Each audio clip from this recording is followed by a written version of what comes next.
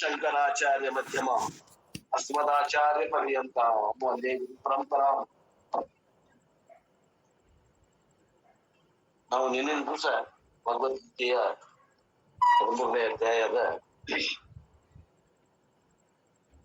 ಮೊದಲನೇ 2 ಮಂತ್ರಗಳನ್ನು ಓದಿ ಸಾರಾಂಶವನ್ನು ಹೇಳ್ತಾ ಇದ್ದೆ. ನಿನ್ನೆ ಏನು ನಡೆದಿತ್ತು ವಿಷಯ ಅಂತಂದ್ರೆ, ಆತ್ಮ ಅನಾತ್ಮ ವಿವೇಕ ಮಾಡಿ ನಾವು ಅನಾತ್ಮವನ್ನ ಆತ್ಮದಲ್ಲಿ ಮಿಕ್ಸ್ ಮಾಡ್ಕೋತೀವಿ ಹೆಂಗ್ ಅನ್ನುವಂಥದ್ದು ಒಂದು ಉದಾಹರಣೆ ಹೇಳಾಗತ್ತಿತ್ತು ಅಪ್ಪೋರು, ಪರಮಾರ್ಥನಂದ ಅಪ್ಪೋರು. Spectacle is very much a part of the world. I have got it from the shop, but once I put on the spectacle, the white becomes an instrument. It becomes an instrument of observation. The instrument is generally included in the subject itself. ಯಾವಾಗ ನಾನು ಚಸ್ಮಾನ ಪ್ಯಾಟಿಗೆ ತಗೊಂಡ್ಬಂದೆ, ತಗೊಂಡ್ ಬಂದ ಅದನ್ನ ಯಾವಾಗ ನಾ ಕಣ್ಣ ಮ್ಯಾಗ ಹಾಕೊಳ್ಳುತ್ತಿಲ್ಲ, ಏನಾಗ್ಬಿಡ್ತು, ಅದು ಆಬ್ಜೆಕ್ಟ್ ಹೋಗಿ ಸಬ್ಜೆಕ್ಟ್ ಆಗಿಬಿಡ್ತು. ಅದು ವಿಷಯ ಹೋಗಿ ವಿಷಯೀ ಆಗಿಬಿಡ್ತು. ನನಗ ಹಂಗ ಭ್ರಮ ಆತು, ಆಗಿಲ್ಲ, ನನಗ ಹಂಗ ಭ್ರಮ ಆತು. ಈ ವಿಷಯನ ಚರ್ಚೆ ಮಾಡ್ತಾ ಇದ್ವಿ. From this we come to know an important law. ಒಂದು ನಮಗ ಒಂದು ಮುಖ್ಯವಾದಂತ ಒಂದು ನಮಗ ನಿಯಮ ಗೊತ್ತಾಗ್ತದ ಅಂತಾರಪ್ಪ. ಏನಂತಾರಂದ್ರ, an object who serves as instrument is generally taken as subject itself. ಬರ್ಸಿದ್ದೆ ನಾನು ನಿನ್ನೆ ಈ ವಾಕ್ಯ. ಯಾವುದು ವಸ್ತು ಅದ, ಅದು ನಮಗ ಉಪಕರಣ ಆಗ್ಯದ, ಅದು ಸಾಧನ ಆಗ್ಯದ, ಅದು ಸಾಮಾನ್ಯವಾಗಿ ಏನಾಗ್ತದ ಅಂತಂದ್ರ ಅದು ಕರ್ತ ಅನಿಸ್ಕೋತದ ಅಥವಾ ಅದು ವಿಷಯೀ ಅನಿಸ್ಕೋತದ. ಸಬ್ಜೆಕ್ಟ್ ಅಂದ್ರೆ ವಿಷಯೀ ಅನಿಸ್ಕೋತದ. ಹಂಗ ಚಸ್ಮಾ ವಿಷಯೀ ಅನಿಸ್ಕೋತದ. ಚಸ್ಮಾದ ಹಾದಿಯಲ್ಲಿ ಈ ಶರೀರ, ಈ ಮನಸ್ಸು, ಈ ಬುದ್ಧಿ, ಈ ಚಿತ್ತ, ಈ ಅಹಂಕಾರ ಇವೆಲ್ಲವೂ ಏನಾಗ್ಯಾವ ಅಂತಂದ್ರ ಅವು ಆತ್ಮ ಅನಿಸ್ಕೊಂಡಾವ, ನಿಜವಾಗಿ ಅನಾತ್ಮದವ ಅವು.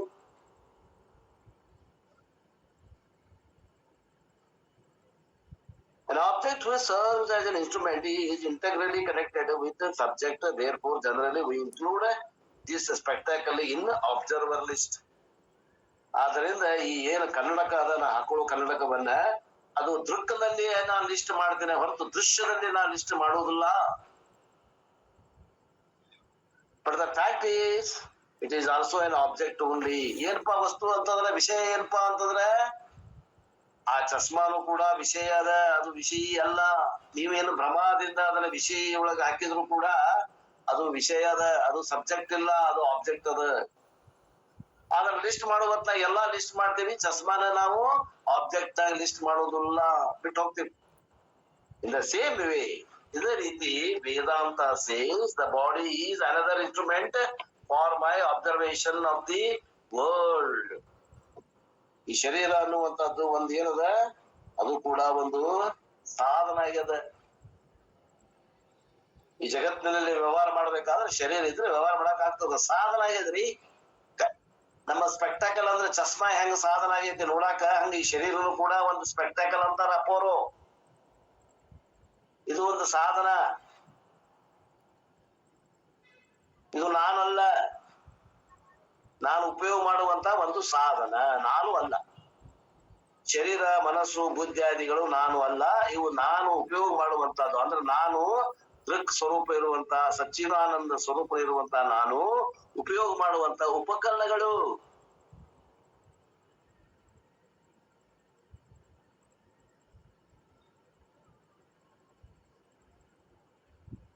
ಅವು ನಾನಲ್ಲ, ನನಗಿಂತ ಬೇರೆ ಅದಾವ. ಅವನ ತಿಳಿತೀನಿ ಅಂದ್ರೆ ತಿಳಿಯುವವನು ತಿಳಿಯಲ್ಪಡುವ ವಸ್ತುವಿಗಿಂತ ಬೇರೆ ಅದಾನ. ನಾನು ಚೇತನ ಅದೇನಿ ತಿಳಿಯುವವ. ಅವು ತಿಳಿಸ್ಕೊತಾ ಬಂದಾಗ ಅವು ಜಡ ಅದಾವ, ಅವು ದೃಶ್ಯ ಅದಾವ, ಅವು ಆಬ್ಜೆಕ್ಟ್ ಅದಾವ, ನಾ ಸಬ್ಜೆಕ್ಟ್ ಅದೇನಿ. ಅಂಡ್ ದಟ್ ಈಸ್ ವೈ, ಇಷ್ಟು ನಿನ್ನೆ ಹೇಳಿದ್ರು, ಇವತ್ತು ಹೇಳ್ತಾರೆ ನೋಡಿ ಬೆಳೆಸಿ. And that is why when I am using the body and mind during waking and dream state, I experience the external world. ಆದ್ದರಿಂದ ನಾನು ಈ ಶರೀರದಿಂದ ಮತ್ತು ಮನಸ್ಸಿನಿಂದ ವ್ಯವಹಾರ ಮಾಡಿದಾಗ, ಶರೀರದಿಂದ ಮನಸ್ಸು ಕೆಲಸ ಮಾಡಿದಾಗ ಜಾಗೃತ ಪ್ರಪಂಚವನ್ನು ಅನುಭವಿಸ್ತೇನೆ. ಮನಸ್ಸಿನಿಂದ ಇದು ಮಾಡಿದಾಗ ಸ್ವಪ್ನ ಪ್ರಪಂಚವನ್ನ ಅನುಭವ ಮಾಡ್ತೇನಿ, ಹೊರಗಿನ ಪ್ರಪಂಚವನ್ನ ಅನುಭವ ಮಾಡ್ತೇನಿ. ಆದ್ರೆ ಸುಷುಪ್ತಿಯಲ್ಲಿ ಗಾಢ ನಿದ್ರಾವಸ್ಥೆಯಲ್ಲಿ I am no more operating through the body and mind complex. ಆ ಸುಷುಪ್ತಿ ಅವಸ್ಥೆಯಲ್ಲಿ ಈ ಶರೀರನ ಉಪಯೋಗ ಮಾಡೋದಿಲ್ಲ, ನಾನು ಈ ಉಪಕರಣವನ್ನು ಉಪಯೋಗ ಮಾಡೋದಿಲ್ಲ. ಅಂದ್ರೆ ಈ ಚಸ್ಮಾ, ಈ ಶರೀರ ಅನ್ನುವಂತ ಚಸ್ಮಾನು ಹಾಕೊಳ್ಳೋದಿಲ್ಲ, ಮತ್ತ ಈ ಮನಸ್ಸು ಅನ್ನುವಂತ ಚಸ್ಮಾನು ಹಾಕೊಳ್ಳೋದಿಲ್ಲ. ಎಲ್ಲಿ ಹಾಕೊಳ್ಳೋದಿಲ್ಲ? ಸುಷುಪ್ತಿ ಅವಸ್ಥೆ ಒಳಗೆ. ಸುಷುಪ್ತಿ ಅವಸ್ಥೆ ಒಳಗೆ ನಾನು ಇವು ಎರಡು ಚಸ್ಮಾದಂತ ಉಪಕರಣಗಳನ್ನ ಬಿಡೋದ್ರ ನಾನು ಬಿಟ್ಟದೆ ನೋಡು ಅಂತ ಹೇಳ್ತಾರೆ. ನಾವು ನಮ್ಮ ಸುಷುಪ್ತಿ ಅವಸ್ಥೆಯನ್ನ ವಿಚಾರ ಮಾಡಬೇಕು ಆತ್ಮೀಯರೇ. I do not experience the world. ಈ ಶರೀರ ಉಪಕರಣ ಆಗಿಲ್ಲ, ಈ ಮನಸ್ಸು ಉಪಕರಣ ಆಗಿಲ್ಲ, ಸಾಧನ ಆಗಿಲ್ಲ ಅಂತಂದಾಗ ಅವಾಗ ಏನಾಗ್ತದ? ನಮಗ ಈ ಪ್ರಪಂಚ ಅನುಭವಕ್ಕೆ ಬರಂಗಿಲ್ಲ. ಆದ್ರಿಂದ ಅಂತಾರ, ಈ ಶರೀರ ಅನ್ನುವಂಥದ್ದು ಒಂದು ಕನ್ನಡಕ ಇದ್ದ ಹಾಗೆ ಕನ್ನಡಕ ಅಲ್ಲ, ಕನ್ನಡಕ ಇದ್ದ ಹಾಗೆ. One glass of the spectacle, mind is another one. ಶರೀರ ಅನ್ನುವಂಥದ್ದು ಆ ಒಂದು ಕನ್ನಡಕದ ಒಂದು ಹಳ್ಳ ಆದ್ರೆ, ಮನಸ್ಸು ಅನ್ನುವಂಥದ್ದು ಇನ್ನೊಂದು ಹಳ್ಳು. ಇವು ಎರಡು ಕನ್ನಡಕದ ಎರಡು ಹಳ್ಳುಗಳು ಅಂತ ತಿಳ್ಕೊಡ್ರಿ ಅಂತಾರಪ್ಪ. both of them are used, I experience the world. ಶರೀರ ಮತ್ತು ಮನಸ್ಸನ್ನ ಕನ್ನಡಕದಿಂದ ಹಾರಿಸಿ ನೋಡಿದಾಗ ನನ್ನ ಜಗತ್ತು ಅನ್ನುವಂಥದ್ದು ಅನುಭವಕ್ಕೆ ಬರ್ತದೆ. ಯಾವಾಗ ಆ ಉಪಕರಣಗಳ ತೆಗೆದಿಡ್ತೇನೆ, ಯಾವುದು ದೇಹ ಮತ್ತು ಕಣ್ಣನ್ನ ತೆಗೆದಿಡ್ತೇನೆ, ಉಪಕರಣ ಅದು ಚಸ್ಮಾ ಇದ್ದಾಗ ತೆಗೆದಿಡ್ತೇನೆ ನೋಡಲ್ಲ, ಓದೋದು ಮುಗಿತದ ತೆಗೆದಿಡ್ತೇವಿ. ಹಂಗ ಯಾವಾಗ ಶರೀರ ಮತ್ತು ಮನಸ್ಸನ್ನ ತೆಗೆದಿಡ್ತೇವಿ ಬೇರೆ ಕಡೆ, when we do keep aside during deep sleep state, I do not function through them. ಯಾವಾಗ ನಾನು ಆ ಉಪಕರಣಗಳ ಮೂಲಕ ವ್ಯವಹಾರ ಮಾಡುವುದಿಲ್ಲ, there is no word of experience. ಅಲ್ಲೇ ಅನುಭವ ಬರುವಂತ ಜಗತ್ತು ಇಲ್ಲವೇ ಇಲ್ಲ. ಐತೇನ್ರಿ ಸುಷುಪ್ತಿ ಒಳ ಜಗತ್ತು? ಇಲ್ರಿ. And therefore Vedanta says body is also an object. ಅದಕ್ಕಂತಾರ ವೇದಾಂತ, ಈ ಶರೀರ ಕೂಡ ಒಂದು ವಿಷಯ ಅದ, ಮನಸ್ಸು ಕೂಡ ಒಂದು ವಿಷಯ ಅದ. But both of them serve on instrument. ಅವೆರಡು ಉಪಕರಣಗಳಾಗ್ಯಾವ, ಅವೆರಡು ಸಾಧನ ಆಗ್ಯಾವ, ಅವೆರಡು ಸಾಧನ ಆಗ್ಯಾವ. And therefore they appear to be integral part of the subject. ಅವು ಹತ್ರ ಇರೋದ್ರಿಂದ ಅವು ಏನಪ್ಪಾ ಅಂತಂದ್ರ ದುಃಖದ ಭಾಗ ಏನು ಅನ್ನುವಂಗ ಈ ದೇಶ ಮನಸ್ಸುಗಳು ನಮಗ ಭ್ರಮ ಆಗ್ಯದ, ನಮಗ ಕಲ್ಪನೆ ಹಂಗ ತಪ್ಪು ಕಲ್ಪನೆ ಆಗ್ಯದ ಅಂತಾರ. And since body is also an object, mind is also an object, both of them should be included in ಕ್ಷೇತ್ರಂ. ಆದ್ದರಿಂದ ಈ ಶರೀರ ಮನಸ್ಸನ್ನ ಎದರಾಗ ಸೇರಿಸಬೇಕು ಅಂದ್ರೆ ಕ್ಷೇತ್ರದಾಗ ಸೇರಿಸ್ರಿ ಅಂತ. ಮತ್ತೆ ನೀನ್ ಯಾರು? ನಾನು ಕ್ಷೇತ್ರಜ್ಞ. ಕ್ಷೇತ್ರಜ್ಞ ಯಾರು? ಆ ಪರಮಾತ್ಮನೇ ಕ್ಷೇತ್ರಜ್ಞ, ಆ ಪರಮಾತ್ಮನೇ ನಾನು. ಕ್ಷೇತ್ರಜ್ಞ ನೀವು ಹೌದಲ್ಲೋ? ಕ್ಷೇತ್ರವನ್ನ ತಿಳಿಯುವಮ್ಮ ನೀವು ಹೌದಲ್ಲೋ? ಹೌದು. ಮತ್ತೆ ಕ್ಷೇತ್ರಜ್ಞ ನಾನು ಅದೇನಂತ ಭಗವಂತ ಹೇಳಕತ್ತಲ್ಲ, ಕ್ಷೇತ್ರಜ್ಞಂ ಚಾಪಿ ಮಾಂ ವಿದ್ಯೆ. ಆ ಕ್ಷೇತ್ರಜ್ಞನೇ ನಾನು ಎಂದು ತಿಳಿಯಂತ ಭಗವಂತ ಕೃಷ್ಣನೇ ಹೇಳಕತ್ತಾನಂದಾಗ, ಆ ಕ್ಷೇತ್ರಜ್ಞ ಯಾರು ಬಳಗ ತಿಳಿಯವ ಯಾರ್ರಿ ಅವ? ನಾನೇ ರೀ, ನಾನೇ ಕೃಷ್ಣ, ನಾನೇ ಭಗವಂತ ಅಂತ ಹೇಳಕತ್ತಾರ. ಮಹಾವಾಕ್ಯದ ಅರ್ಥ ಆತ್ಮೀಯರೇ.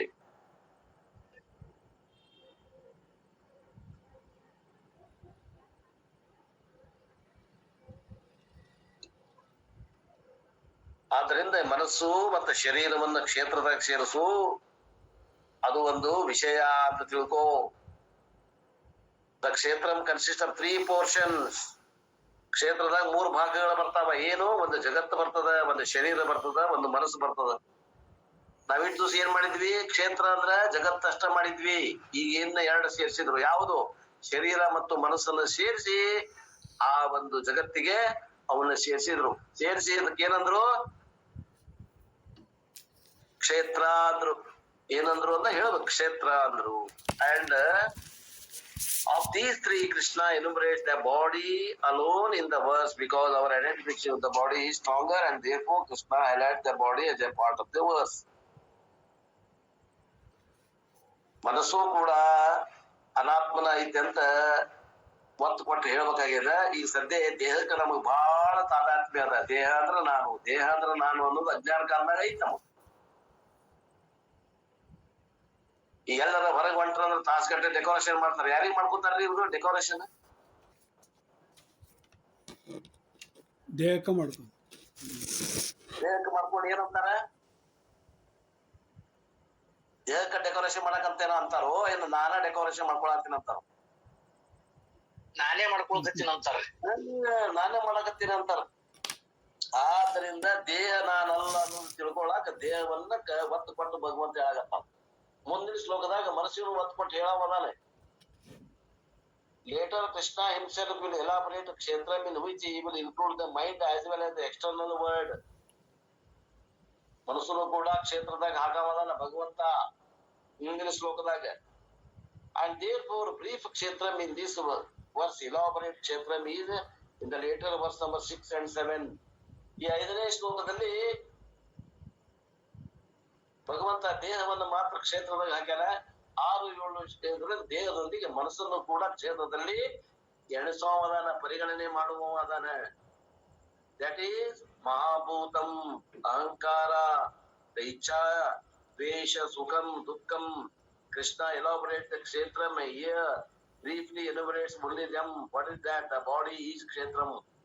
ಈ ಶರೀರ ಕ್ಷೇತ್ರ ಅಂತ ತಿಳ್ಕೊಡ್ರಿ, ಮುಂದ ಕ್ಷೇತ್ರದಾಗ ಏನೇನು ಬರ್ತಾವ ಹೇಳೋದ.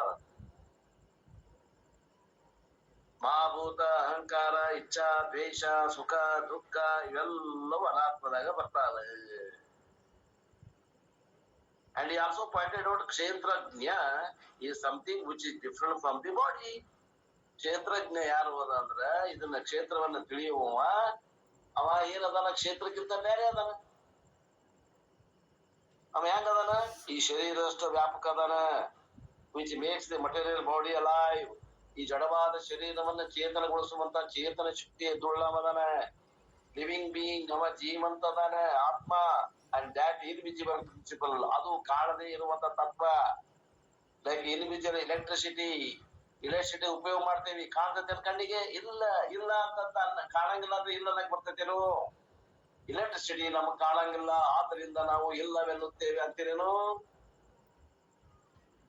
ಹಂಗ ಇಲ್ಲ ಅನ್ನೋದು ಯಾರು ಇದ್ರ ಬಟ್ ಹಾಕ್ರಿ ಎದ್ರಾಗ ಹೋಲ್ಡರ್ನ ಬಲ್ಬ್ ಹಾಕಿ ನೋಡ್ರಿ, ಕೈ ಹಾಕಿ ನೋಡ್ರಿ, ಬಲ್ಬಲ್ಲ ಕೈ ಹಾಕಿ ನೋಡ್ರಿ, ಶಾಕ್ ಹೊಡಿತೈತಿ. ಅವಾಗ ಇನ್ಸ್ಟಂಟ್ ಮೋಕ್ಷ ಆಗ್ತೈತಿ ಅಂತ ಅಪ್ಪನ ಆಶೆ ಮಾಡ್ತಾರ. ಯಾವಾಗ ಮಾಡಿದ್ದೆ ಹಂಗ ಆತ್ಮ ಇಲ್ರಿ, ಇದ್ರ ನಾನು ಕಾಣ್ಬೇಕಾಗಿತ್ತು ಅಂದ್ರೆ ಹಿಂಗ್ ಮಾಡ್ರಿ, ಕಾಣೋದಿಲ್ಲ. ಆದ್ರ ಅದ್ ಇಲ್ದ ಈ ಶರೀರ ಜೀವಂತವಾಗಿ ಕೆಲಸ ಮಾಡುದಿಲ್ಲ, ಜಡ ಅದ. ಆ ಕಣ್ಣಿಗೆ ಕಾಣದ ತತ್ವ ಏನದ, ಅದು ಎಲೆಕ್ಟ್ರಿಸಿಟಿ ಫ್ಯಾನ್ಗೆ ತಿರುಗುವಂಗ ಮಾಡ್ತದ, ಒಂದು ಬಲ್ಬವನ್ನ ಬೆಳಗುವಂಗ ಮಾಡ್ತದ, ಒಂದು ಮೈಕ್ ಸೆಟ್ ನ ಅದನ್ನ ಸೌಂಡ್ ಅದ್ರ ಬಿಟ್ಟಿದ್ದನ್ನ ಹೆಚ್ಚಿಗೆ ಮಾಡಿ ನಿಮಗೆ ಕೇಳುವಂಗ ಮಾಡ್ತದ. ಆ ಒಂದ್ ಎಲ್ಲಾ ಮಾಡೋದು ಯಾವ್ದ್ರಿ ಅಂದ್ರ ಆ ಕರೆಂಟ್. ಅದೇನ್ ಕಣ್ಣಿಗೆ ಕಾಣ್ತೇನ ಕರೆಂಟ್ ಇಲ್ಲ, ಮತ್ತ ಕಣ್ಣಿಗೆ ಕಾಣದ ಕರೆಂಟ್ ಹಿಂಗಂತ ಇದ್ದಾಗ ಆ ಪರಮಾತ್ಮ ತತ್ವ ಇದ್ಕಿಂತ ಸೂಕ್ಷ್ಮದ. ಅದ್ಯಾಕ ಕಣ್ಣಿಗೆ ಕಾಣ್ತದ? ಕಣ್ಣಿಗೆ ಕಾಣಂಗಿಲ್ಲ ಅಂದ್ರೆ ಇಲ್ಲ ಅನ್ನಕ್ ಬರೋದಿಲ್ಲ. ಕಣ್ಣಿಗೆ ಕಾಣುವ ಮೈಕಿನಿಂದ ಎಲೆಕ್ಟ್ರಿಸಿಟಿ ಕೆಲಸ ಮಾಡಾಕತ್ತದ, ಕಣ್ಣಿಗೆ ಕಾಣುವ ಫ್ಯಾನಿನಿಂದ ಎಲೆಕ್ಟ್ರಿಸಿಟಿ ಕೆಲಸ ಮಾಡಾಕತ್ತದ, ಕಣ್ಣಿಗೆ ಕಾಣುವ ರೇಡಿಯೋದಿಂದ ಎಲೆಕ್ಟ್ರಿಸಿಟಿ ಕೆಲಸ ಮಾಡಾಕತ್ತದ, ಕಣ್ಣಿಗೆ ಕಾಣುವ ಬಲ್ಬನಿಂದ ಬೆಳಗುತ್ತಿರುವ ಬೆಳಗಿನಿಂದ ಎಲೆಕ್ಟ್ರಿಸಿಟಿ ಕೆಲಸ ಮಾಡಾಕತ್ತದ. ಆ ಎಲೆಕ್ಟ್ರಿಕ್ ತತ್ವ ಏನದ, ಎಲೆಕ್ಟ್ರಿಕ್ ಪ್ರಿನ್ಸಿಪಲ್ ಏನ್ ತತ್ವ ಐತಿ, ಅದೇ ರೀತಿ ನಮ್ಮ ಆತ್ಮ ಏನ್ ಮಾಡ್ಯಾನ, ಈ ಸ್ಥೂಲ ಶರೀರದೊಳಗೆ ನಿಂತ್ಕೊಂಡು ಒಳಗೆ ಇದ್ಕೊಂಡು ಕಣ್ಣಿಗೆ ಕಾಣದ ಒಳಗಿದ್ದು ಎಲ್ಲ ಕೆಲಸ ಕಾರ್ಯಗಳನ್ನ ಮಾಡಾಕತ್ತಾನೆ.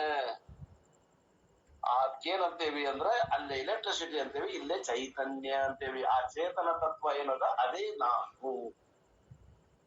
ಅಂಡ್ ದ್ಯಾಟ್ ಇನ್ವಿಜಿಬಲ್ ಚೈತನ್ಯಂ ತತ್ವಂ ಇಸ್ ಕಾಲ್ಡ್ ಕ್ಷೇತ್ರಜ್ಞ. ಅದಕ್ಕೆ ನಾನು ಏನಂತೇವಿ, ಕ್ಷೇತ್ರಜ್ಞ ಎಂದು ಕರೆಯುತ್ತೇನೆ. ಕಣ್ಣಿಗೆ ಕಾಣದ ಎಲೆಕ್ಟ್ರಿಸಿಟಿ ಅಂದ್ರೆ ವಿದ್ಯುತ್ತಿನಂತೆ ಇರುವ ಪರಮಾತ್ಮನ ಸ್ವರೂಪಕ್ಕೆ ನಾವೇನಂತೀವ್ರಿ, ಕ್ಷೇತ್ರಜ್ಞ. ಜ್ಞ ಅಂದ್ರೆ ಏನು? ಜ್ಞ ಅಂದ್ರೆ ತಿಳಿಯುವವ. ಕ್ಷೇತ್ರ ಅಂದ್ರೆ ಏನು? ಆ ಕ್ಷೇತ್ರ ಆ ಶರೀರ ಮನಸ್ಸು ಬುದ್ಧಿಗಳ ಸಂಕೀರ್ಣ ಅದನ್ನ ತಿಳಿಯುವವ ಕ್ಷೇತ್ರಜ್ಞ. ದ ಆಬ್ಸರ್ವಿಂಗ್ ಪ್ರಿನ್ಸಿಪಲ್, ದ ಸೇನ್ಸಿಯಂಟ್ ಪ್ರಿನ್ಸಿಪಲ್, ಎಲ್ಲದಕ್ಕೂ ದೃಕ್ಕಾಗ್ಯದಲ್ಲ ಆ ಸೂಕ್ಷ್ಮವಾಗಿರುವಂತಹ ಸೇನ್ಸಿಯಂಟ್ ಅಂದ್ರೆ ಚೈತನ್ಯಯುಕ್ತವಾಗಿರುವಂತಹ ಅರಿವುಳ್ಳಂತಹ ಶಕ್ತಿ ಏನದ ಅದೇ ನಾನು. ಆದ್ದರಿಂದ the first job in Vedanta is understanding the individual is A mixer of two things. ಈಗ ಏನ್ ಮಾಡ್ತಾರೆ, ಮೊದಲ ಈ ಶರೀರ ಅಂದ್ರ ನಾನು ಅಂತ ತಿಳ್ಕೊಂಡಿದ್ವಿ, ಒಂದ ಅಂತ ತಿಳ್ಕೊಂಡಿದ್ವಿ. ಈಗ ಏನದ ಇದ್ರಾಗ ಮಿಕ್ಸರ್ ಅದ ನೋಡ್ರಿ ಅಂತ ಹೇಳ್ತಾರೆ. ಎರಡು ಕುಡಿಯತಿದ್ದು ಏನೇನ್ ಕುಡಿಯತ್ರಿ ಇದ್ರಾಗ? ಶರೀರನೂ ಐತಿ, ಆ ಶರೀರದಿಂದ ಕಣ್ಣಿಗೆ ಕಾಣುವಂತ ಒಂದು ಶಕ್ತಿ ಅದ. ಆ ಶಕ್ತಿಗೆ ನಾವೇನಂತೇವಿ ಅಂದ್ರ ಅರಿವು ಅಂತೇವಿ. ಕಣ್ಣಿಗೆ ಕಾಣದ ಅರಿವು ಮತ್ತು ಕಣ್ಣಿಗೆ ಕಾಣುವ ಶರೀರ ಎರಡದ ನೋಡ್ರಿ. ಮೊದಲು ಒಂದ ತಿಳ್ಕೊಂಡಿದ್ವಿ ನಾವು, ಶರೀರವೇ ನಾನು ಅಂತ ತಿಳಿದ್ವಿ. ಆ ಶರೀರದ ಹಿಂದಿರುವ ಚೇತನ ತತ್ವಕ್ಕೆ ನಾವು ಪರಿಗಣನೆ ಮಾಡಿದ್ದಿಲ್ಲ. ಈ ವೇದಾಂತಕ್ಕೆ ಬಂದ್ಮ್ಯಾಗ ಎರಡಾದ್ರು ನೋಡ್ರಿ, ಒಂದು ಶರೀರ, ಒಂದು ಅರಿವು. Just as recognising the fan is the mixer of two principles. ಒಂದು ಫ್ಯಾನ್ ಅದ ತಿರ್ಗಾಗತ್ತದ ಮೇಲೆ ತಲೆ ಮ್ಯಾಗ ಅಂದ್ರ ಅದು ಮಿಕ್ಸರ್ ಅದ, ಎರಡು ವಸ್ತುಗಳ ಮಿಶ್ರಣ ಅದ. ಯಾವ ವಸ್ತುಗಳು ಅಂತಂದ್ರ ಒಂದು ಕಣ್ಣಿಗೆ ಕಾಣುವಂತಹ ಒಂದು ತಿರುಗುತ್ತಾ ಇರುವಂತಹ ಫ್ಯಾನ್ ಪಾರ್ಟ್, ಇನ್ನೊಂದು ಕಣ್ಣಿಗೆ ಕಾಣದೇ ಇರುವಂತಹ ಎಲೆಕ್ಟ್ರಿಸಿಟಿ ಭಾಗ. ಎಲೆಕ್ಟ್ರಿಸಿಟಿ ಇಲ್ಲಾಂದ್ರೆ ಅದು ತಿರುಗುದಿಲ್ಲ. ಕಣ್ಣಿಗೆ ಕಾಣುವ ಭಾಗ ಇಲ್ಲಂದ್ರೆ ಆ ಎಲೆಕ್ಟ್ರಿಸಿಟಿ ಮಾಡೋ ಕೆಲಸನೂ ಗೊತ್ತಾಗೋದಿಲ್ಲ. ಎರಡೂ ಬೇಕು, ಅವಶ್ಯದಾವ. More electricity will you give, more mere electricity will you give you brief. If you have doubt, open the fan and see. Mere fan cannot give any bridge. ಬರೀ ಫ್ಯಾನ್ ಅಷ್ಟ ಇತ್ತಂದ್ರೆ ತಿರುಗಂಗಲ್ಲ ಅದು ನಿಮ್ಮ ಗಾಳಿಯನ್ನ ಕೊಡೋದಿಲ್ಲ. ಒಳಗೆ ಎಲೆಕ್ಟ್ರಿಸಿಟಿ ಕೆಲಸ ಮಾಡ್ಬೇಕು ಅಂದಾಗ ಅದು ಫ್ಯಾನ್ ಗಾಳಿ ತಿರುಗ್ತದೆ, ಗಾಳಿ ಕೊಡ್ತದೆ. What gives you breeze is neither the fan nor the electricity but a mixture of both. ನಮಗ್ ಗಾಳಿ ಕೊಡೋದು ಯಾವ್ದ್ರಿ? ಕರೆಂಟ್ ಗಾಳಿ ಕೊಡಾಕತ್ತೈತೋ ಏನ್ ಫ್ಯಾನ್ ಗಾಳಿ ಕೊಡಾಕತ್ತೈತೋ? ಯಾರು ಹೇಳ್ತೀವಿ? ಎರಡು ಕೂಡಿ ಕೊಡಾಕತ್ತಾವ. ಎರಡು ಕೂಡಿ ಕರೆಂಟ್ ಇತ್ತಂದ್ರೆ ಗಾಳಿ ಕೊಡ್ತದೆ, ಫ್ಯಾನ್ ಅಷ್ಟೇ ಇತ್ತಂದ್ರೆ ತಿರುಗೋದಿಲ್ಲ, ಎಲೆಕ್ಟ್ರಿಸಿಟಿನೂ ಬೇಕು. ಎರಡು ಕೂಡಿ ನಮಗೆ ಗಾಳಿಯನ್ನ ಕೊಡಾಕತ್ತದ. ಹಂಗ ಕಣ್ಣಿಗೆ ಕಾಣುವಂತ ಎಲೆಕ್ಟ್ರಿಸಿಟಿ, ಕಣ್ಣಿಗೆ ಕಾಣದೇ ಇರುವಂತ ಎಲೆಕ್ಟ್ರಿಸಿಟಿ, ಕಣ್ಣಿಗೆ ಕಾಣುವ ಫ್ಯಾನು ಎರಡೂ ಕೂಡಿ ಕೆಲಸ ಮಾಡಾಕತ್ತಾವ. ಹಂಗ ಕಣ್ಣಿಗೆ ಕಾಣದ ಆತ್ಮತತ್ವ, ಕಣ್ಣಿಗೆ ಕಾಣುವ ಶರೀರ ಎರಡೂ ಇದ್ದಾಗನ ಅದು ಚೇತನ ಯುಕ್ತವಾಗಿ ಕೆಲಸ ಮಾಡ್ತದೆ. ಆದ್ದರಿಂದ similarly the functioning individual, the live individual, neither the mere body ನಾರ್ mere conscious.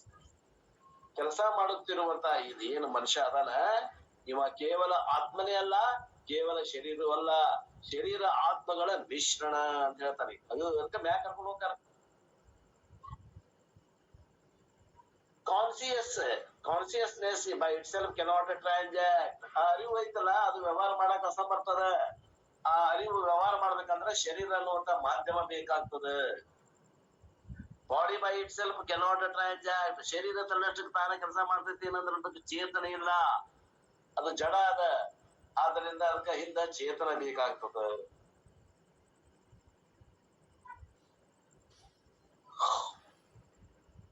The transacting entity is a mixture of body and consciousness. ಯಾವ್ದು ವ್ಯವಹಾರ ಮಾಡುವಂತ ತತ್ವ ಏನದ, ಈ ದೇಹ ಮತ್ತು ಆತ್ಮಗಳ ಮಿಶ್ರಣದಿಂದ ಅಲ್ಲಿ ಏನಾಗತೈತಿ, ವ್ಯವಹಾರ ನಡೆದದ, ವಸ್ತುಗಳ ವ್ಯವಹಾರ ನಡೆದ. And here Krishna calls them ಕ್ಷೇತ್ರಜ್ಞ and ಕ್ಷೇತ್ರಂ.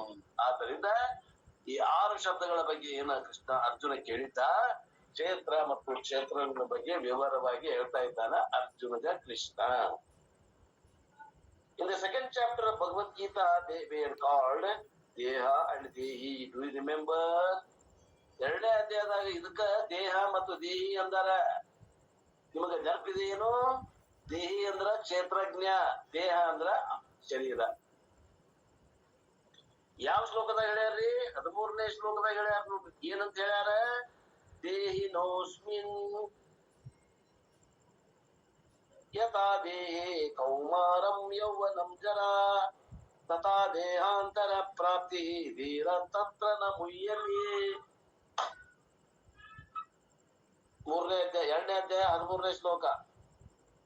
ಮುಂದೆ 2ನೇ ಅಧ್ಯಾಯ 20ನೇ ಶ್ಲೋಕ ನ ಜಾಯತೆ ಮ್ರಿಯತೆ ವಾ ಕದಾಚಿತ್ ನಾಯಂ ಭೂತ್ವಾ ಭವಿತಾ ವಾ ನ ಭೂಯಃ ಅಜೋ ನಿತ್ಯ ಶಾಶ್ವತೋಯಂ ಪುರಾಣೋ ನ ಹನ್ಯತೆ ಹನ್ಯಮಾನೇ ಶರೀರೇ.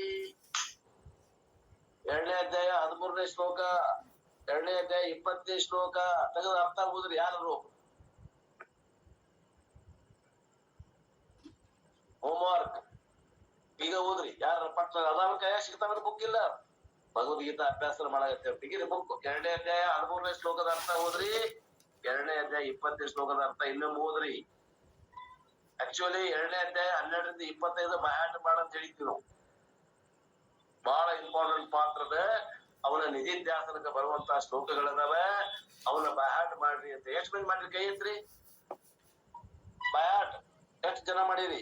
2ನೇ ಅಧ್ಯಾಯ 12ನೇ ಶ್ಲೋಕದಿಂದ 25ನೇ ಶ್ಲೋಕ ಬಯಪಾಟ್ ಮಾಡ್ರಿ ಅಂತ ಹೇಳಿದ್ವಿ ನಾವು. ಎಷ್ಟು ಮಂದಿ ಮಾಡಿದ್ರಿ ಕೈ ಎತ್ರಿ?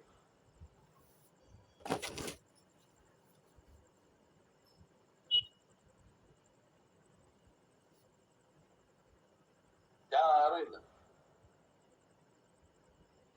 ಮತ್ತೇನಿದು ಅರ್ಥ?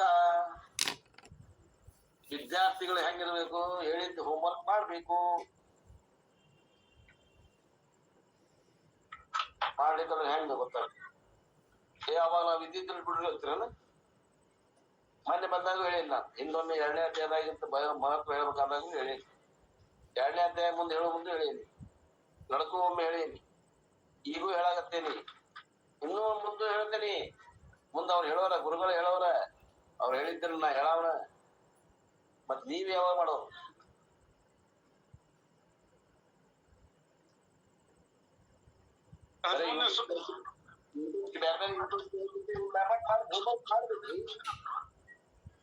ಶ್ಲೋಕ ಓದ್ಲೇನ್ರಿ ಸರ?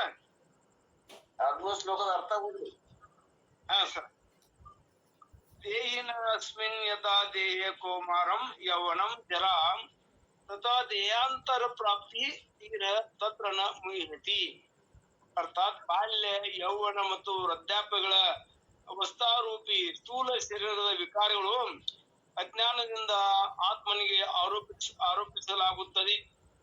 ಅದರಂತೆಯೇ ಒಂದು ಶರೀರದಿಂದ ಮತ್ತೊಂದು ಶರೀರವನ್ನು ಪಡೆಯುವ ಸೂಕ್ಷ್ಮ ಶರೀರದ ವಿಕಾರವನ್ನು ಅಜ್ಞಾನದಿಂದಲೇ ಆತ್ಮನಿಗೆ ಆರೋಪಿಸಲಾಗುತ್ತದೆ. ಆದುದರಿಂದ ಯಥಾರ್ಥವನ್ನು ತಿಳಿದ ಧೀರ ಪುರುಷನು ಅಥವಾ ಜ್ಞಾನಿ ಈ ವಿಷಯದ ಬಗ್ಗೆ ಮೋಹ ಪರವಶನಾಗುವುದಿಲ್ಲ ಅಂತ ಸರ.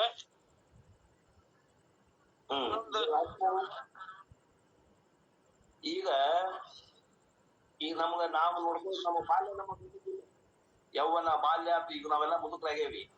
ನಮ್ಮ ಬಾಲ್ಯಾವಸ್ಥೆ ನಮ್ಮ ನೆನಪೈತಿಲ್ಲ? ಅದು ನೆನಪದ. ಯೌವನ ಬಂತು, ಅದು ನೆನಪದ. ವೃದ್ಧಾವಸ್ಥೆ ಬಂತು, ಅದು ನೆನಪದ.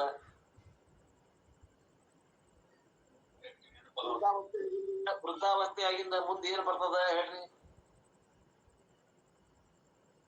ಮರಣ ಸರ್. ಮರಣ, ಏಕ ಮರಣ. ಮರಣ ಬಂದ ಮೇಲೆ ಮತ್ ಹೊಸ ಶರೀರ ಬರ್ತದ. ಹೊಸ ಶರೀರ ಬರ್ತದ. ಬಾಲ್ಯ, ಯೌವನ, ವೃದ್ಧಾಪ್ಯ, ಹೊಸ ಶರೀರ. ಬಾಲ್ಯ, ಯೌವನ, ವೃದ್ಧಾಪ್ಯ, ಹೊಸ ಶರೀರ ಬರ್ತದ. ಈ ವಿಷಯದಲ್ಲಿ ಧೀರರಾದವರು ಮೋಹಿತರಾಗುವುದಿಲ್ಲ. ನಾನು ಯುವಕ ಅದೇನಂತ ಮೋಹ ಇಲ್ಲ, ನಾನು ಬಾಲಕರ ಅದೇನಂತ ಮೋಹ ಇಲ್ಲ, ನಾನು ವೃದ್ಧಾಪ್ಯ ಅದೇನಂತ ಬೇಜಾರಿಲ್ಲ. ಅದು ದೇಹಕ್ಕಾಗತಿ, ನನಗಾಗೋದಿಲ್ಲ ಅಂತ ತಿಳಿದವನ ಜಾಣ. ಯಾರಿಗಾಗತೈತ್ರಿ? ದೇಹಕ್ಕಾಗತ್ತ, ಆತ್ಮನಿಗಾಗತೈತಿ. ಇದು ಬಾಲ್ಯ, ಯೌವನ, ವೃದ್ಧಾಪ್ಯ, ಮರಣ ಯಾರಿಗಾಗತ್ತ? ದೇಹಕ್ಕೆ ಇದೈತ್ರಿ. ದೇಹಕ್ಕಾಗತೈತಿ. ನಾವೇನ್ ತಿಳ್ಕೊಂಡಿವಿ? ನಮಗ ಆಗ್ತೈತೆ ಅಂತ ತಿಳ್ಕೊಂಡು. ದೇಹಕ್ಕೆ ಆಕೈತಿ, ನಮಗ ಆಗೋದಿಲ್ಲ ಅಂತ ತಿಳಿದ್ರೆ ಆರಾಮ್ ಆಗ್ತಿಲ್ಲ.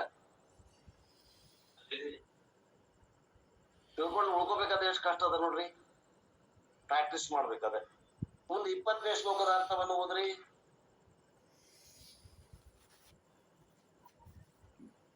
ನ ಜಾಯತೆ ಮ್ರಿಯತೆ ವಾ ಕದಾಚಿತ್ ನಾಯಂ ಭೂತ್ವಾ ಭವಿತಾ ವಾ ನ ಭೂಯಃ ಅಜೋ ನಿತ್ಯ ಶಾಶ್ವತೋಯಂ ಪುರಾಣೋ ನ ಹನ್ಯತೆ ಹನ್ಯಮಾನೇ ಶರೀರೇ. ಈ ಆತ್ಮನು ಎಂದು ಹುಟ್ಟುವುದಿಲ್ಲ, ಸಾಯುವುದೂ ಇಲ್ಲ. ಹಾಗೆಯೇ ಒಮ್ಮೆ ಉತ್ಪತ್ತಿಯಾಗಿ ಮತ್ತೆ ಇರುತ್ತಾನೆ ಎಂಬುದು ಇಲ್ಲ. ಏಕೆಂದರೆ ಇವನು ಜನ್ಮರಹಿತನು, ನಿತ್ಯನು, ಸನಾತನನು, ಪುರಾತನನು ಆಗಿದ್ದಾನೆ. ಶರೀರವು ನಾಶವಾದರೂ ಇವನು ನಾಶವಾಗುವುದಿಲ್ಲ. ಶರೀರೇ ಹನ್ಯಮಾನೇ ನ ಹನ್ಯತೆ. ಶರೀರ ಕೊಲ್ಲಲ್ಪಟ್ಟರೂ ಸಹ ಇವನು ಕೊಲ್ಲಲ್ಪಡುವುದಿಲ್ಲ. ಶರೀರವು ನಾಶವಾದರೂ ಇವನು ನಾಶವಾಗುವುದಿಲ್ಲ. ಶರೀರವು ನಾಶವಾದರೂ ನಾನು ಸಾಯುವುದಿಲ್ಲ. ಅನುಭವ ಬಂದೈತೇನ್ರಿ ಇದು? ಎಷ್ಟು ಮಂದಿಗೆ ಅನುಭವ ಬಂದದ?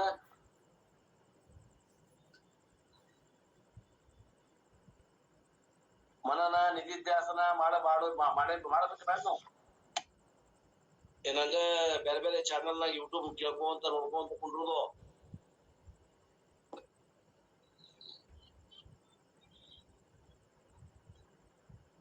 ಇರ್ಲಿ ಹೆಂಗ್ ಮಾಡ್ತೀರಿ ನೋಡ್ರಿ. ವಾರ್ನಿಂಗ್ ಮಾಡಿದಾಗ ಚೇಂಜ್ ಹಾಕೊಂತ ಹೋಗ್ಬೇಕು. ಸಾಧನೆ ಮಾಡ್ಬೇಕ್ರಿ. You have to remember all those verses. ಅಪ್ಪ ಬರ್ತಾ ಬಿಡ್ತಾರೆ ನೋಡಿ. You have to remember all those verses. 2nd chapter from 12 to 25 ನೋಡ್ರಲ್ಲ, ಇಲ್ಲಿ ಬಂದ ಬಿಟ್ಟು ನಾನು ನೋಡಿಲ್ಲ. ಇದು ಹೇಳಿದ್ರೆ ಆಗ್ತಿದ್ದೆ, ಇಲ್ಲಿ ಹೇಳಿಬಿಟ್ರಪ್ಪ. 12ರಿಂದ 25 ಬಾಯ್ಪಾಟ್ ಮಾಡ್ಬೇಕು. ಈ ಶ್ಲೋಕಗಳನ್ನ ಬಾಯ್ಪಾಟ್ ಇದ್ ಬಂದ್ರೆ ನಿಧಿಧ್ಯಾಸನ ಮಾಡಕ್ ಅನುಕೂಲ ಆಗ್ತದೆ. ನಿಧಿಧ್ಯಾಸನ ಮಾಡಿದ್ರೆ ವಿಪರೀತ ಭಾವನೆ ಹೋಗಕ್ ಅನುಕೂಲ ಆಗ್ತದೆ. ನಾವು ನಿಧಿಧ್ಯಾಸನ ಮಾಡೋದಿಲ್ಲ, ವಿಪರೀತ ಭಾವನೆ ಹೋಗೋದಿಲ್ಲ. ಇಷ್ಟ ಅದ.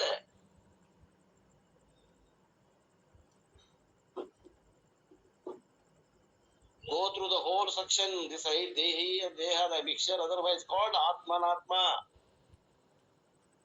And not only that, by using the word Atma, the scripture convey an important idea. Generally, we tend to identify with the body only, and body is our general approach, because the date of birth of the body I take as the date of my birth. The growth of the body I take the growth of my growth. Therefore, generally the word I is used for the body, and after the study of Vedanta, what we generally say is, now I know that I am the body, and behind me there is the eternal consciousness. We will not be telling that earlier. ಏನ್ ಹೇಳ್ತಾರ ಅಪ್ಪರು ಅಂದ್ರೆ, ಅಜ್ಞಾನ ಕಾಲದಲ್ಲಿ ನಾನು ಶರೀರ, ನಾನು ಮನಸ್ಸು, ನಾನು ಬುದ್ಧಿ ಅಂತ ಹೇಳ್ತೀವಿ. ಈಗ ಒಂದ್ ಸ್ವಲ್ಪ ಸಂಸ್ಕಾರ ಬರುತ್ತೇನೆ, ಇಲ್ಲಪ್ಪ ಈ ಶರೀರ ಜಡ ಅದ, ಈ ಶರೀರದಿಂದ ಒಂದು ಚೇತನ ವಸ್ತು ಅದ, ಅದಕ್ಕ ಆತ್ಮ ಅಂತಾರ. ಆ ಆತ್ಮ ಮತ್ತು ಈ ಶರೀರ ಕೂಡಿದಾಗ ಈ ಶರೀರಕ್ಕೆ ಚೇತನ ಬರ್ತದ. ಹೆಂಗ ಫ್ಯಾನ್ ತನ್ನ ಕರೆಂಟ್ ಸಹಾಯದಿಂದ ತಿರುಗ್ತೈತೋ, ಹಂಗ ಈ ದೇಹ ಆತ್ಮನ ಸಹಾಯದಿಂದ ಇದು ಓಡಾಡಾಗತ್ತೈತಿ. ನಿಜವಾಗಿ ಇದು ಜಡ ಅದ ಅಂತ ತಿಳ್ಕೊತಾರ. ಇದು ಒಂದ್ ಆಗ್ತಿದೆ. ಶರೀರನೂ ಐತಿ, ಆತ್ಮನೂ ಐತಿ. ಶಕ್ತಿ ವಿಶಿಷ್ಟ ಅದ್ವೈತ ಸಿದ್ಧಾಂತ ಐತಿ. ಶರೀರನೂ ಐತಿ, ಆತ್ಮನೂ ಐತಿ. ನಾವೇನಂತೀವಿ? ಆತ್ಮ ಒಂದ ಐತಿ, ಶರೀರ ಇಲ್ಲವೇ ಇಲ್ಲ. ಇದು ಮುಂದಿನ ಹಂತ, ಇದು ಮಧ್ಯದ ಹಂತ. ಈಗ ಶಕ್ತಿ ವಿಶಿಷ್ಟ ಅದ್ವೈತ ಅಂದ್ರೆ ಏನು? ಶಕ್ತಿನೂ ಐತಿ, ಅದ್ವೈತನೂ ಐತಿ, ಆತ್ಮನೂ ಐತಿ, ಶರೀರನೂ ಐತಿ. ಈ 2 ಭಾಗ. ಈ ಹಂತದಾಗ ಇದ್ದಾಗ ಶಕ್ತಿ ವಿಶಿಷ್ಟ ಅದ್ವೈತ ಸಿದ್ಧಾಂತ ಅಂತಾರ. ಆತ್ಮೀಯರೇ ತಿಳ್ಕೊಡ್ರಿ. ಕಾಂಪ್ಯೂಟಿಗೆ ಅವು ಏರ್ಕೊತ ಹೋಗ್ಬೇಕಿಲ್ಲ, ಮ್ಯಾಲೆ ಹೋಗ್ಬೇಕು. ಶಕ್ತಿನೂ ಹೋಗ್ಬೇಕು, ವಿಶಿಷ್ಟನೂ ಹೋಗ್ಬೇಕು. ಕೇವಲ ಅದ್ವೈತ ಆಗ್ಬೇಕು ಮುಂದ.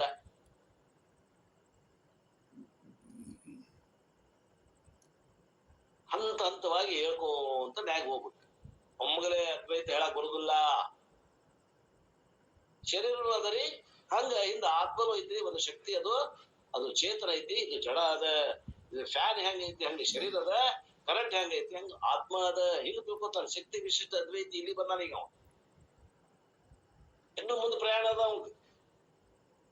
ಶಕ್ತಿ ವಿಶಿಷ್ಟ ಅದ್ವೈತಿ ಇನ್ನು ಮುಂದೆ ಪ್ರಯಾಣ ಅದ. ಸಾಧಕ ಸಾಧನೆ ಮಾಡಾಕತ್ತಾನವ. ಒಂದು ಹಂತದಾಗ ಅದಾರ. What is our general approach? ನಾನು ಶರೀರ ಇರುತ್ತೇನೆ. ನಾವು ಜ್ಞಾನಕ್ಕೆ ಬರುತ್ತಿದ್ದ ಮೊದಲು ಏನಂತೇವಿ? ನಾನು ಶರೀರ ಇರುತ್ತೇನೆ. ಆ date of birth of the body I take the date of birth. ಶರೀರ ಯಾವ ತಾರೀಕಿಗೆ ಹುಟ್ಟೈತಿ ಅದು ನಾನು ಹುಟ್ಟಿದ ದಿನಾಂಕ ಅಂತ ಹೇಳ್ತೇನೆ. ಶರೀರ ಬೆಳೀತು ಅಂದ್ರ ನಾನು ಬೆಳೆದೆ ಅಂತೇನಿ.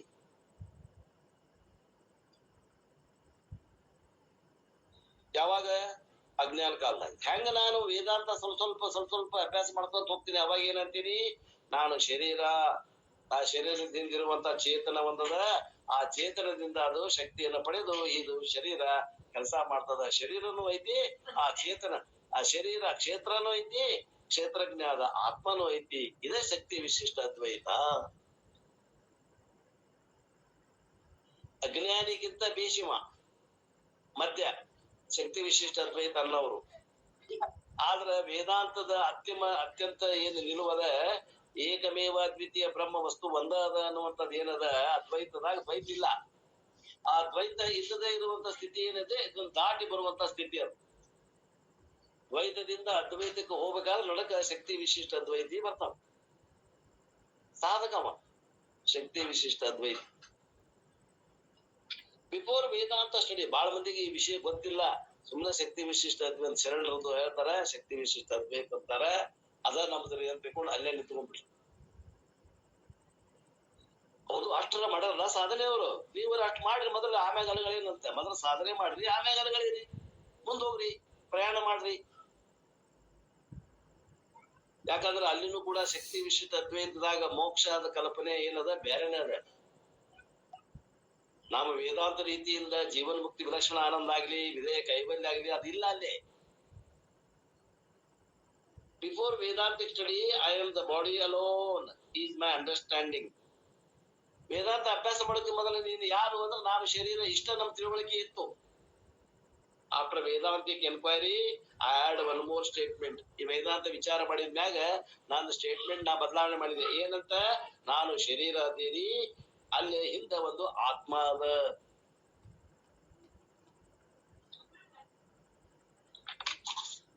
Krishna says that is not the right approach. Krishna ಹೇಳ್ತಾನ, ಇದು ಸರಿಯಾದ ಕ್ರಮ ಅಲ್ಲ, ನೀವು ತಿಳ್ಕೊಳ್ಳೋ ಕ್ರಮ ಅಲ್ಲ. You should not say that I am the body and in me there is ಆತ್ಮ. ಹಿಂಗ್ ಹೇಳಬಾರ್ದು ಅಂತಾನೆ ಕೃಷ್ಣ. ನಾನು ಶರೀರ, ಶರೀರದಿಂದ ಆತ್ಮ ಇದೆ ಅಂತ ಹೇಳಬಾರ್ದು ಅಂತಾನೆ. ಆತ್ಮ ಯಾರು? ಭಗವಂತ ಕೃಷ್ಣ.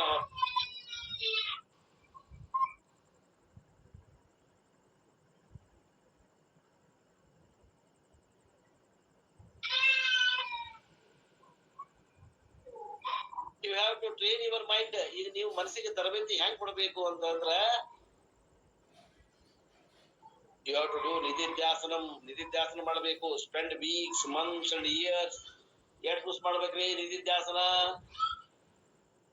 ಸ್ಪೆಂಡ್ ವೀಕ್ಸ್, ವಾರಗಟ್ಲೆ ಮಾಡಬೇಕು. ಸ್ಪೆಂಡ್ ಮಂತ್ಸ್, ತಿಂಗಳಗಟ್ಲೆ ಮಾಡಬೇಕು. ಸ್ಪೆಂಡ್ ಇಯರ್ಸ್, ವರ್ಷಗಟ್ಲೆ ಮಾಡ್ಬೇಕಾಗ್ತದ ನಿಧಿಧ್ಯಾಸನ. ಮುಗಿಲು ಹೋಗುದಿಲ್ಲ.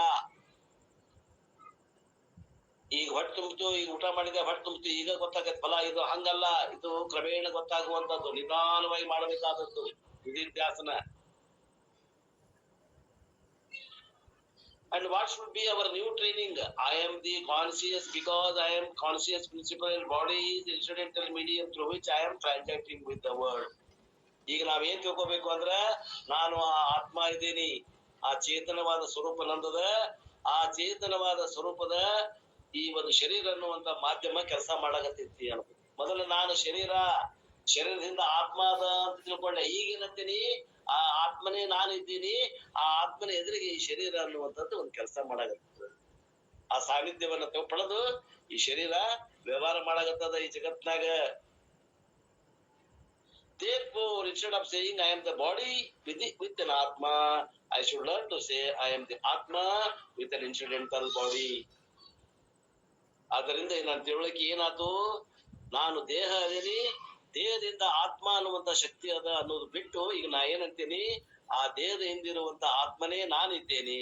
ಮತ್ತೆ ಈ ಒಂದು ಶರೀರ ಏನದ, ಇದು ತಾತ್ಪೂರ್ತಿಕ ವ್ಯವಹಾರ ಮಾಡಕ ಒಂದು ಉಪಕರಣ ಆಗ್ಯದ, ಕನ್ನಡಿಯಂತೆ ಅಥವಾ ಚಸ್ಮಾದಂತೆ ಇದು ಉಪಕರಣ ಆಗ್ಯದ.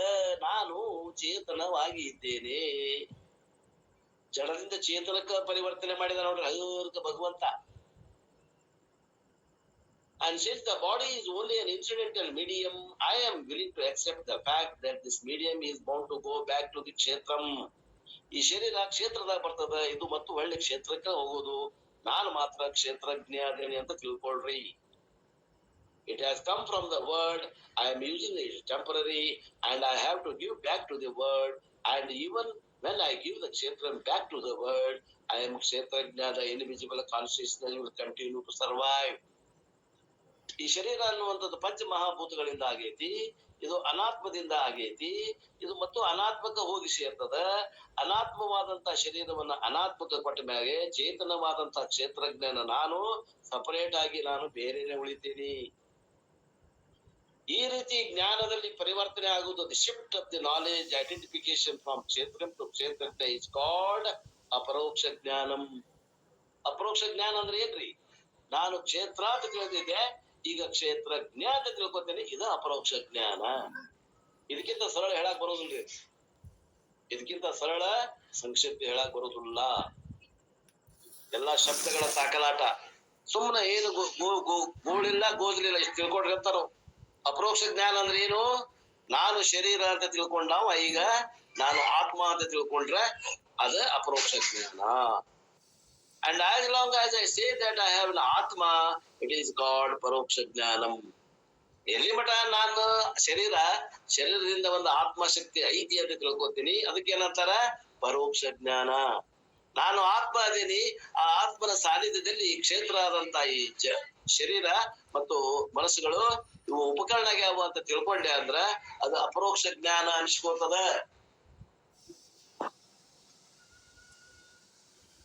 The moment I say I am Atma, it is called Aproksha Jnanam. I have to